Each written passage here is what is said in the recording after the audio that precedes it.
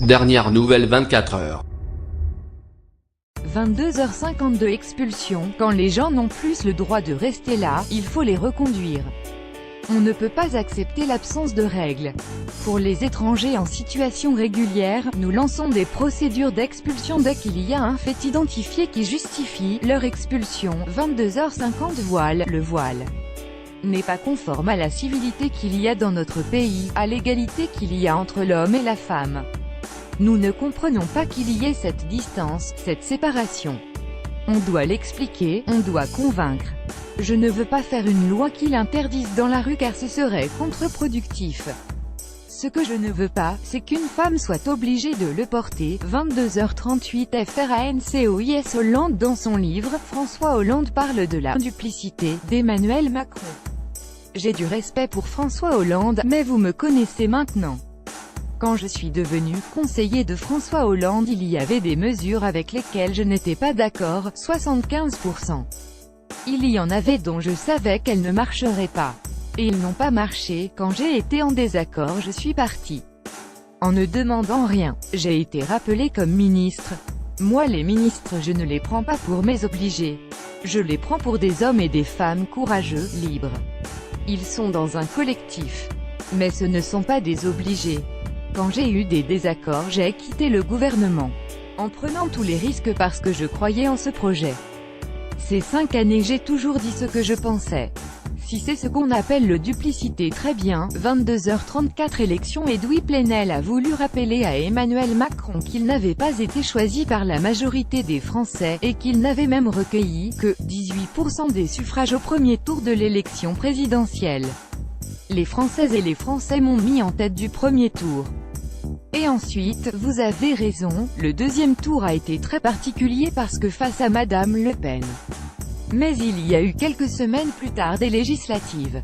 Et je ne crois pas qu'il y ait eu d'ambiguïté, ni au premier ni au second tour. Il faut toujours considérer l'ensemble de la société. Je peux être en désaccord mais je respecte les gens. J'ai la légitimité démocratique, comme les parlementaires de la majorité l'ont. 22h26 glossaire. Avant de répondre à Edoui Plenel, Emmanuel Macron a employé une locution latine rare. On vous explique ce qu'elle signifie. 22h26 Notre-Dame-des-Landes. Des gendarmes ont été blessés, c'est inadmissible. Par des gens qui n'avaient plus aucune raison de manifester. Pour le reste, l'ordre sera fait. Car notre République a besoin d'ordre et d'autorité. 22h16 Université. Je constate dans toutes les universités où il y a des amphis paralysés que les étudiants sont bien souvent minoritaires, assure le président de la République, qui pense que les occupations, dans la plupart des cas, ne sont pas le fait d'étudiants, mais de groupes extérieurs. 22h04 Dette de la SNCF. L'État doit conduire une négociation. Chaque année, la SNCF perd 1,5 milliard car elle n'est pas efficace, dit le président de la République, qui met en cause dans ses résultats le statut des cheminots. À partir du 1er janvier 2020, l'État reprendra la dette progressivement. Le président ajoute que ces titres seront incessibles, pour donner toutes les garanties, parce que j'entends les craintes. 22h Une retraite. Emmanuel Macron engagera une réforme des retraites en 2019. Je veux consolider le système de retraite par répartition. Ce que nous allons réparer, c'est l'injustice. Une quarantaine de régimes cohabitent, que nous allons uniformiser. Nous devons avoir un système plus transparent, plus équitable. Le président confirme qu'il n'y aurait plus de régimes spéciaux, plus de différence entre le public et le privé.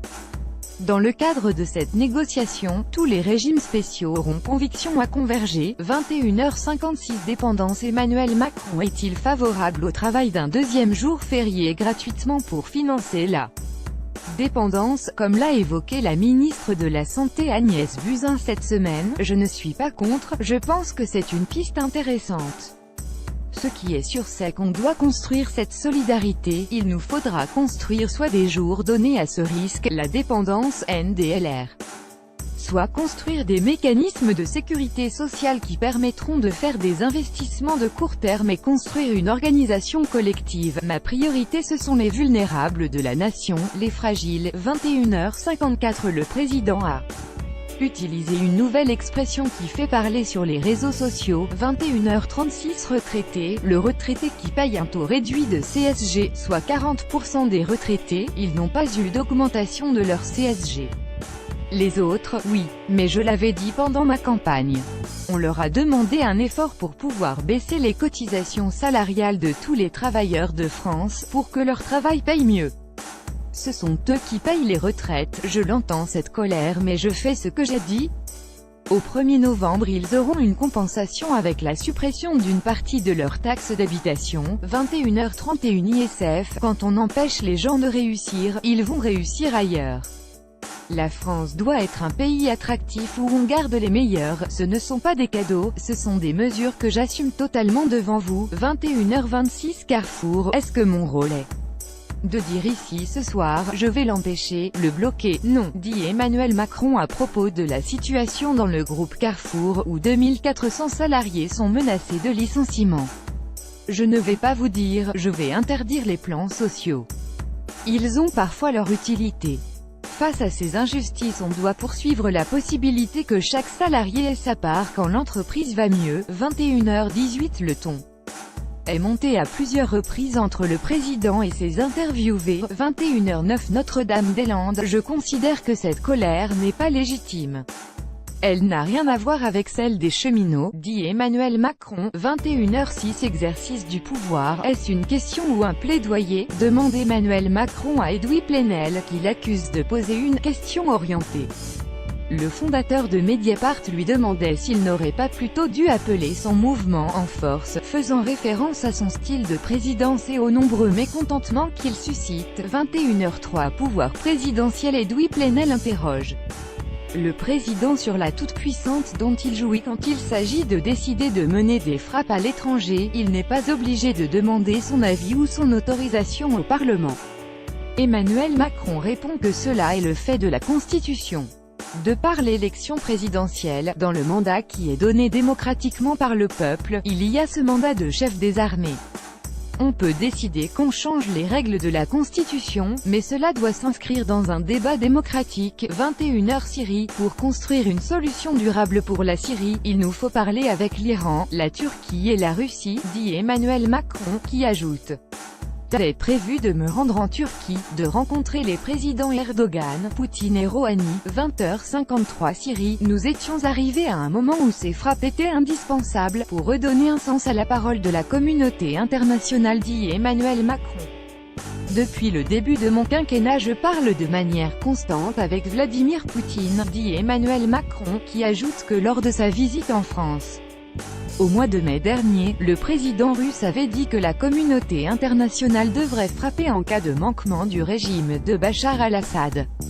Emmanuel Macron l'accuse donc de ne pas respecter sa parole, en plus de ne pas respecter les cessez-le-feu en Syrie et de continuer à aider le régime syrien à combattre son peuple.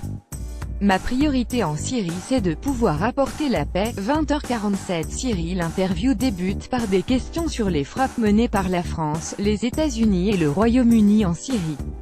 Nous avons réussi l'opération sur le plan militaire puisque l'intégralité des missiles qui ont été tirés ont atteint leur objectif et les capacités de production d'armes chimiques ont été détruites. Cette décision, la France l'a prise sur le principe dès dimanche dernier, 48 heures après les premières traces d'utilisation d'armes chimiques dans la Ghouta. Elle est conforme aux engagements que nous avions pris. Nous avons obtenu par nos services et ceux de nos alliés des preuves que des armes chimiques avaient été utilisées. Nous avons obtenu la preuve que l'utilisation de chlore pouvait être attribuée au régime syrien. À la question de savoir s'il n'était pas problématique d'être intervenu en dehors de l'ONU, Emmanuel Macron a répondu « Non, c'est intervenir de manière légitime dans le cadre multilatéral. En Syrie nous menons une guerre contre Daesh dans le cadre d'une coalition internationale. Nous avons une action diplomatique pour veiller à ce que le droit international humanitaire soit respecté. J'ai constamment dit que nous ne pourrions pas laisser tout et n'importe quoi se faire. Comment être convaincu qu'on obtient la paix par un acte de guerre, demande-t-on au président de la République. La France n'a pas déclaré la guerre au régime de Bachar al-Assad, dit Emmanuel Macron, qui assure respecter la souveraineté nationale de chaque peuple.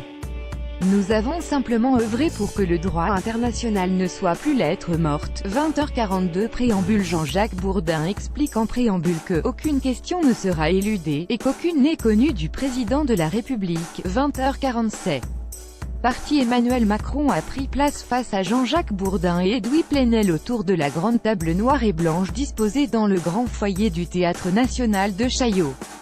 L'interview peut commencer. 20 sur 3420, 3119 sur 31 vidéos. Si vous n'étiez pas devant votre écran jeudi, voici ce qu'il fallait retenir de l'interview du président de la République sur TF1 et LCI. 00001929. Le président de la République s'exprimera pour la deuxième fois cette semaine, après son intervention au JT de 13h de Jean-Pierre Pernaut jeudi, 19h28. Bonsoir, merci de nous avoir rejoints. H1 avant l'interview d'Emmanuel Macron sur BFM TV et Mediapart.